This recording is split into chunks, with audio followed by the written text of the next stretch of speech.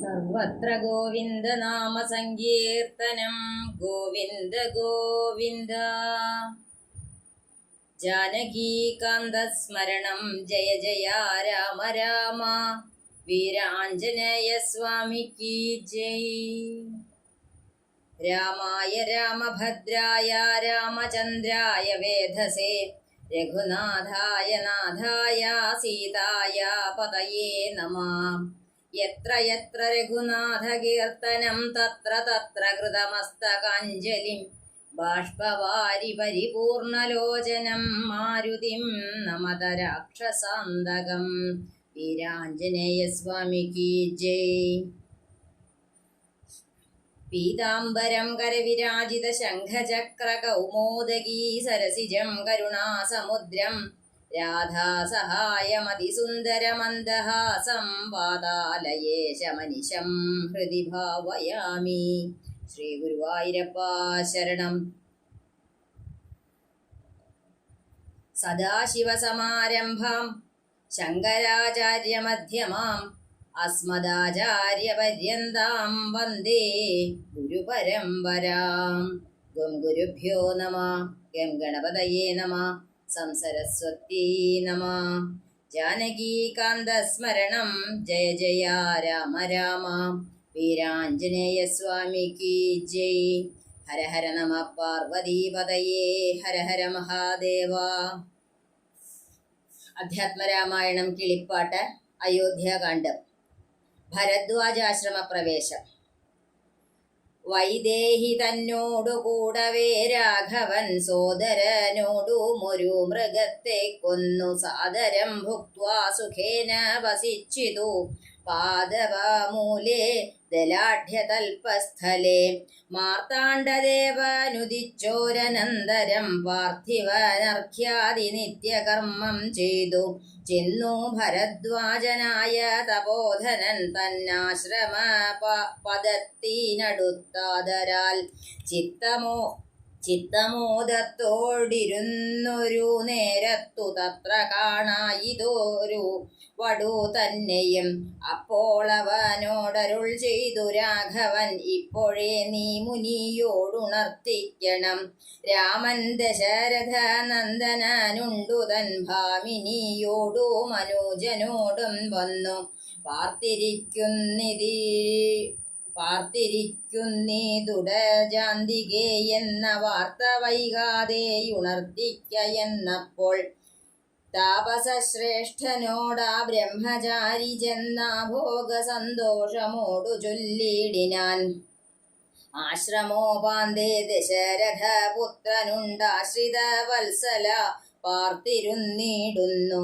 ശ്രുത്വാ ഭരദ്വാജനിത്തം സമുത്ഥായ ഹസ്തേ സമാദായ സാർഗ്യാഖ്യപാദ്യാദിയം ഗത്വാ രഘോത്തമ സന്നിധൗ സത്വരം ഭക്ത്യൈവ പൂജയിത്വാ സഹ ലക്ഷ്മണം ദൃഷ്ട്വാ രമാവരം രാമം ദയാപരം തുഷ്ട്യ പരമാനന്ദാബ്ധൗ മുഴുകിനാൻ. ദാശരഥീയം ഭരദ്വാജപാദങ്ങളാശു വണങ്ങിനാൻ ഭാര്യാനുജാന്വിതം. ആശീർവചനപൂർവം മുനി പുങ്കവനാശയാനന്ദമിയെന്നരുളിച്ചെയ്തു. പാദരജസ പവിത്രയാക്കിയിടു നീ വേദാത്മക മമ പർണശാലാമിമാം. യുദ്ധമുക്തോടജമാനീയ സീതയാ സത്യസ്വരൂപം സഹാനുജം സാദരം. പൂജാവിധാനേന പൂജിച്ചുടൻ ഭരദ്വാജ തപോധന ശ്രേഷ്ഠനരുൾ ചെയ്തു, നിന്നോടു സംഗമമുണ്ടാക കാരണം ഇന്നു വന്നു തപസ്സാഫല്യമൊക്കവേ. ജ്ഞാതം മയാ തപോദന്തം രഘുപതേ ഭൂതമാഗാമികം വാ കരുണാനിധേ. ഞാനറിഞ്ഞേൻ പരമാത്മാ ഭവാൻ കാര്യമാനുഷനായിതു മായയാ ഭൂതലേ. ബ്രഹ്മണ പണ്ടു സംപ്രാർത്ഥിതനാകയാൽ ജന്മമുണ്ടായിതു യാതൊന്നിനെന്നതും കാനനവാസാവകാശമുണ്ടായിതും ഞാനറിഞ്ഞിടിനേനിന്നിതിന്നടോ. ജ്ഞാനദൃഷ്ട്യാതവ ധ്യാനൈകജാതയാ ജ്ഞാനമൂർത്തേ സകലത്തെയും കണ്ടു ഞാൻ. എന്തിനു ഞാൻ വളരെ പറഞ്ഞിടുന്നു സന്തുഷ്ടബുദ്ധ്യ കൃതാർത്ഥനായേനഹം. ശ്രീപതി രാഘവൻ വന്ദിച്ചു സാദരം താപസശ്രേഷ്ഠനോടേവമരുൾ ചെയ്തു. ക്ഷത്രബന്ധുക്കളായുള്ളൊരു ഞങ്ങളെ ചിത്തമോദത്തോടനുഗ്രഹിക്കേണമേ. ഇത്തമന്യോന്യമാഭാഷണവും ചെയ്തു തത്ര കഴിഞ്ഞിതു രാത്രി മുനിയുമായി. വാൽമീകി ആശ്രമപ്രവേശം.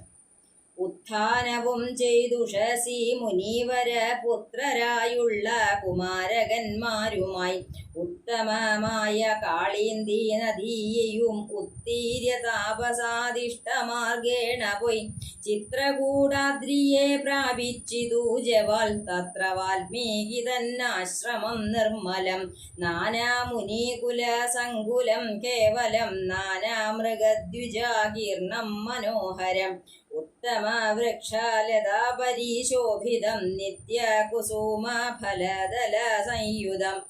തത്ര ഗത്വാ സമാസീനം മുനികുല സത്തമം ദൃഷ്ട്വാ നമസ്കരിച്ചിടിനാൻ.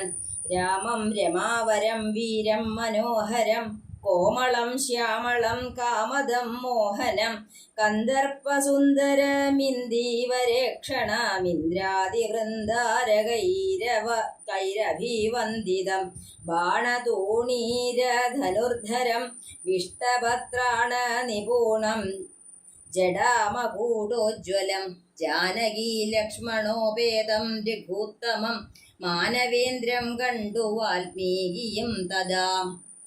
സന്തോഷബാഷ്പാകുലാക്ഷനായി രാഘവൻ തൻ തിരുമേനി ഗാഠം പുണർന്നിടിനാൻ.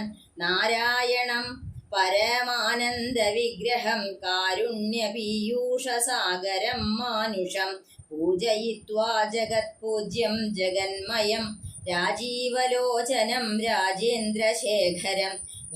ഭക്തിപൂണ്ടർഘ്യപാദ്യാദികൾ കൊണ്ടഥ മുക്തിപ്രദനായ നാഥനു സാദരം പക്വമധുര മധുഫല മൂലങ്ങളൊക്കെ നിവേദിച്ചു ഭോജനാർത്ഥം മുദാ.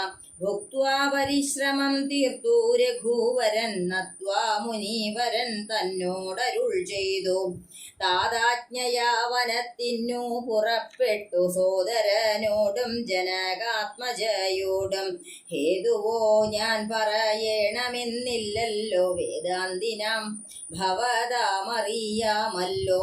യാതൊരിടത്തു സുഖേന വസിക്കാവൂ സീതയോടും കൂടിയെന്നരുൾ ചെയ്യണം. ഇദ്ദിക്കിലൊട്ടുകാലം വസിച്ചിടുവാൻ ചിത്തെ പെരികയുണ്ടാശ മഹാമുനെ. ഇങ്ങനെയുള്ള ദിവ്യന്മാരിയ്ക്കുന്ന മംഗലദേശങ്ങൾ മുഖ്യവാസോചിതം എന്നതു കേട്ടു വാൽമീകി മഹാമുനി മന്ദസ്മിതം ചെയ്തിവണ്ണമരുൾ ചെയ്തു. സർവലോകങ്ങളും നിങ്കൽ വസിക്കുന്നു സർവലോകേഷു നീയും വസിച്ചിടുന്നു. ഇങ്ങനെ സാധാരണം നിവാസസ്ഥലം അങ്ങനെയാകയാൽ എന്തു ചൊല്ലാവതം. സീതാസഹിതനായി വാഴുവാനിന്നൊരു ദേശം വിശേഷേണ ചോദിക്ക കാരണം. സൗഖ്യേന തേ വസിപ്പാനുള്ള മന്ദിരമാഖ്യാവിശേഷേണ ചൊല്ലുന്നതുണ്ടു ഞാൻ.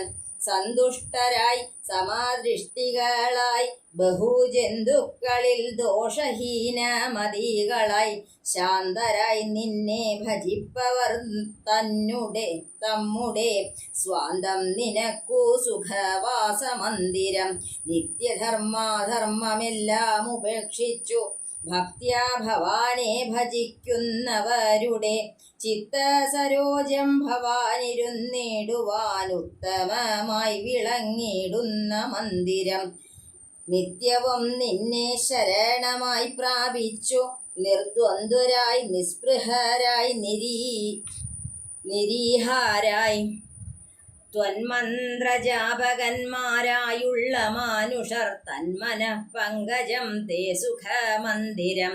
ശാന്തന്മാരായി നിരഹങ്കാരികളുമായി ശാന്തരാഗദ്വേഷമാനസന്മാരുമായി ലോഷ്ടാശ്മകാഞ്ചനതുല്യമതികളാം ശ്രേഷ്ഠമതികൾ മനസ്തവ മന്ദിരം നിങ്കൽ സമസ്ത കർമ്മങ്ങൾ സമർപ്പിച്ചു നിങ്കലേദത്തമായൊരു മനസ്സോടും സന്തുഷ്ടരായി മരുവുന്നവർ മാനസം സന്തതം തേ സുഖവാസായ മന്ദിരം ഇഷ്ടം ലഭിച്ചിട്ടു സന്തോഷമില്ലൊട്ടും ഇഷ്ടേതരാപ്തിക്കനുതാപവുമില്ല സർവവും മായേതി നിശ്ചിത്യ വാഴുന്ന ദിവ്യ മനസ്തവ വാസായ മന്ദിരം ഷഡ്ഭാവഭേദ വികാരങ്ങളൊക്കെയും ഉൾപൂവിലോർക്കിലോ ദേഹത്തിനേയുള്ളൂ ക്ഷുത്രുദ്ഭവ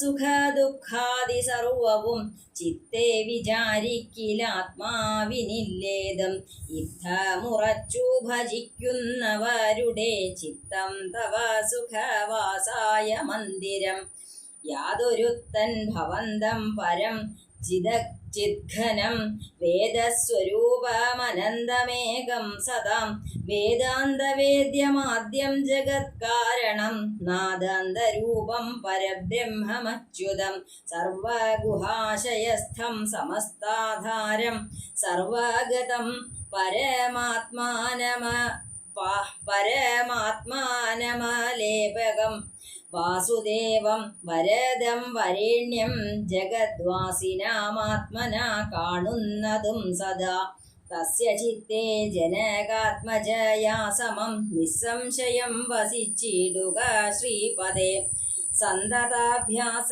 ദൃഢീകൃത ചേതസാം സന്തതം ത്വത്പാദസേവാരതാത്മനാം സന്തതം ത്വന്നാമ മന്ത്ര ജപ ശുചി സന്തോഷചേതസാം ഭക്തിദ്രവാത്മനാം അന്തർഗതനായി വസിക്ക നീ സീതയാ ചിന്തിത ചിന്താമണേ ദയവാരിധേ ജാനകീകാന്തസ്മരണം ജയ ജയ രാമ രാമ വീരാഞ്ജനേയ സ്വാമിക്ക് ജയ്.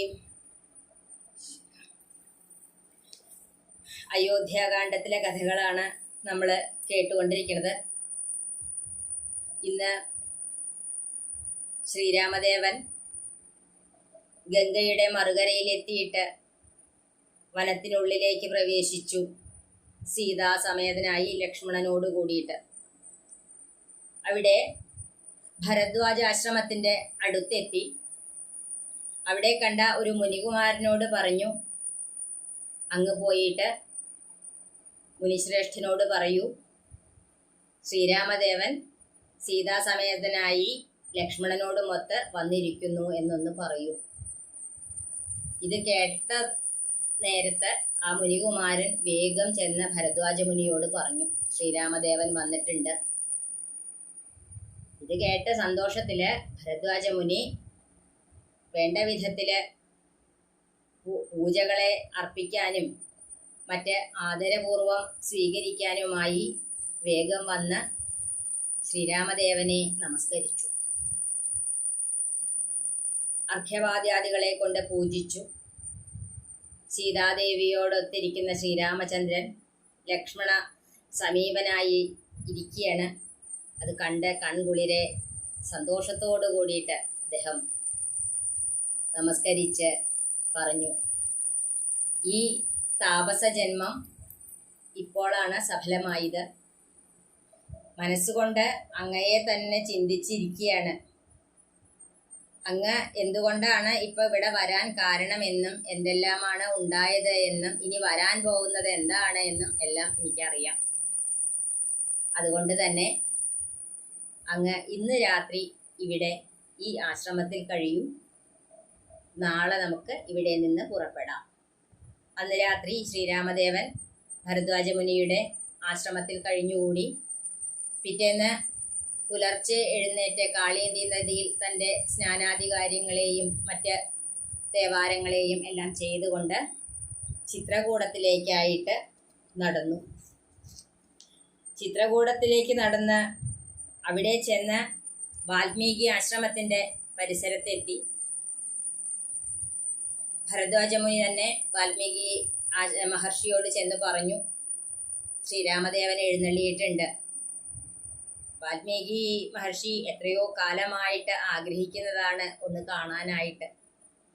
വേഗം വന്ന് അദ്ദേഹത്തിനെ ആലിംഗനം ചെയ്തു. ആ പരമാനന്ദത്തില് കണ്ണുനീർ പൊഴിച്ചുകൊണ്ട് അദ്ദേഹം പറഞ്ഞു, എല്ലാ ലോകങ്ങളിലും വസിക്കണ അങ്ങ് ഒരു സാധാരണ രൂപത്തില് ഇവിടെ വന്നിരിക്കുകയാണ്. എന്തുകൊണ്ടാണ് അങ്ങ് ഇവിടെ വന്നിട്ടുള്ളത് എന്നെല്ലാം എനിക്കറിയാം. സാരില്ല, ഭക്ഷണവും മറ്റും കഴിച്ച് അല്പം വിശ്രമിച്ചിട്ട് നമുക്ക് വേണ്ടത് ആലോചിച്ച് തീരുമാനിക്കാം. ശ്രീരാമചന്ദ്രൻ പറഞ്ഞു, ഞാന് അച്ഛൻ്റെ ആജ്ഞയെ അനുസരിക്കാൻ വേണ്ടിയിട്ടാണല്ലോ ഇപ്പം ഈ വനത്തിലേക്ക് വന്നിട്ടുള്ളത്. എനിക്ക് സീതയോടൊന്നിച്ച് വസിക്കാൻ പറ്റിയ ഒരു സ്ഥലം അങ്ങ് പറഞ്ഞു തരണം. അവിടെ ഈ മുനികുമാരന്മാരുടെ താപസശ്രേഷ്ഠന്മാരുടെ വാസസ്ഥാനമായിട്ടുള്ള എവിടെയാണ് ഞാൻ താമസിക്കേണ്ടത്? വളരെ പ്രകൃതി ഭംഗിയുള്ള ഒരു അന്തരീക്ഷമായിരുന്നു വാൽമീകി ആശ്രമം. എന്തുകൊണ്ടും ശാന്തമായിട്ട് ഇരിക്കാൻ പറ്റിയ സ്ഥലം. എങ്കിലും മഹർഷിയോട് ചോദിച്ചതനുസരിച്ച് വാൽമീകി മഹർഷി പറഞ്ഞു, സകല ലോകങ്ങളും നിന്നിലാണ് വസിക്കുന്നത്. സർവ്വലോകങ്ങളിലും നീയും വസിക്കുന്നുണ്ട്. ആ നിലയ്ക്ക് സാധാരണ ഒരു വാസസ്ഥാനം നിർദ്ദേശിക്കാൻ ഞാൻ എന്താ ചെയ്യുക? ഞാൻ എങ്ങനെ പറഞ്ഞു തരും നിനക്ക്? എങ്കിലും ചോദിച്ച സ്ഥിതിക്ക് എന്നാൽ കഴിയുന്ന പോലെ പറഞ്ഞു തരാം. സംതൃപ്തരും സമദർശനമുള്ളവരുമായിട്ടുള്ള, എന്ന് വെച്ചാൽ അന്യജീവികളിൽ ദോഷചിന്ത ഇല്ലാത്തവരും ശാന്തരുമായി നിന്നെ ഭജിക്കുന്നവരുടെ മനസ്സ് നിനക്ക് വസിക്കാൻ പറ്റിയ സ്ഥലമാണ്. നിത്യധർമ്മങ്ങളെയും അധർമ്മങ്ങളെയും എല്ലാം ഉപേക്ഷിച്ച് ഭജിക്കുന്നവരുണ്ട്. അവരുടെ മനസ്സും നിനക്ക് വസിക്കാൻ പറ്റിയതാണ്. മാത്രമല്ല, പതിവായി നിന്നെ തന്നെ അഭയം പ്രാപിച്ച് ദ്വന്ദ്ഭാവമോ മോഹങ്ങളോ ഒന്നുമില്ലാതെ നിരന്തരം നിന്റെ നാമം ജപിക്കുന്നവരുടെ മനസ്സാണ് ഏറ്റവും ശ്രേഷ്ഠം. ശാന്തരും അഹങ്കാരമില്ലാത്തവരും രാഗദ്വേഷങ്ങൾ അകന്നവരുമായിട്ടുള്ള മനസ്സുള്ള ആൾക്കാരുണ്ട്. അവർക്ക് മൺകട്ടയും കല്ലും സ്വർണവും ഒക്കെ ഒരുപോലെയാണ്. അങ്ങനെയുള്ളവരുടെ മനസ്സ് പറ്റിയ സ്ഥാനമാണ്. സകല കർമ്മങ്ങളും നിന്നിൽ അർപ്പിച്ച് നിന്നിൽ തന്നെ സമർപ്പിക്കപ്പെട്ട മനസ്സോടുകൂടി ഇരിക്കുന്നവരുടെ ആ മനസ്സ് എത്ര സുഖമാണ് അവിടെ വസിക്കാൻ. മാത്രമല്ല, ഇഷ്ടപ്രാപ്തിയിൽ സന്തോഷിക്കുകയും ചെയ്യില്ല, എന്നാൽ അനിഷ്ടപ്രാപ്തിയിൽ ദുഃഖിക്കുകയും ചെയ്യില്ല. എല്ലാം മായയാണ് എന്ന് മനസ്സിലാക്കുന്നവരുടെ ആ ദിവ്യമായ മനസ്സുണ്ടല്ലോ, അതും വാസയോഗ്യമാണ്. ജനനം, ശൈശവം, കൗമാരം, യൗവനം, വാർദ്ധക്യം, മരണം, ഈ 6 ഭാവങ്ങളിൽ വ്യത്യസ്തമായി ഉണ്ടാവുന്ന രൂപഭേദങ്ങളെല്ലാം ചിന്തിച്ചു നോക്കിയാൽ ശരീരത്തിന് മാത്രമേ ഉള്ളെന്ന് കാണാം. വിശപ്പ്, ദാഹം എന്നിങ്ങനെയുള്ള സുഖദുഃഖാദികളൊന്നും ആത്മാവിനെ ബാധിക്കുന്നില്ല. ഇതെല്ലാം മനസ്സിലാക്കിയിട്ട് ദേഹചിന്ത പോലും ഇല്ലാതെ വസിക്കുന്നവരുടെ മനസ്സുണ്ട്. രാമനാമത്തിനെ മാത്രം ആശ്രയിച്ച് കഴിയുന്നവരുടെ മനസ്സ് അവിടെയും കഴിയാം. എന്നാൽ സർവന്തര്യാമിയും വേദാന്തവേദ്യനും സർവഹൃദയത്തിലും ഇരിക്കുന്നവനുമായ നിന്നെ ഉൾക്കണ്ണുകൊണ്ട് കാണുന്നവരുടെ മനസ്സിൽ നീ സീതയോടൊത്ത് നിസ്സംശയം വസിച്ചോളും. ഇതെല്ലാം പറഞ്ഞുകൊണ്ട് വാൽമീകി തന്നോട് ചോദിച്ച ആ ചോദ്യത്തിന് ഉത്തരമായി പറഞ്ഞുകൊടുത്തു. അടുത്ത ഭാഗം വാൽമീകിയുടെ പൂർവകഥയാണ്. അത് അടുത്തൊരവസരത്തിൽ കേൾക്കാം. ജാനകീകാന്തസ്മരണം ജയ ജയ രാമ രാമ. വീര ആഞ്ജനേയ സ്വാമിക്ക് ജയ്. സർവത്ര ഗോവിന്ദ നാമ സങ്കീർത്തനം. ഗോവിന്ദ ഗോവിന്ദ.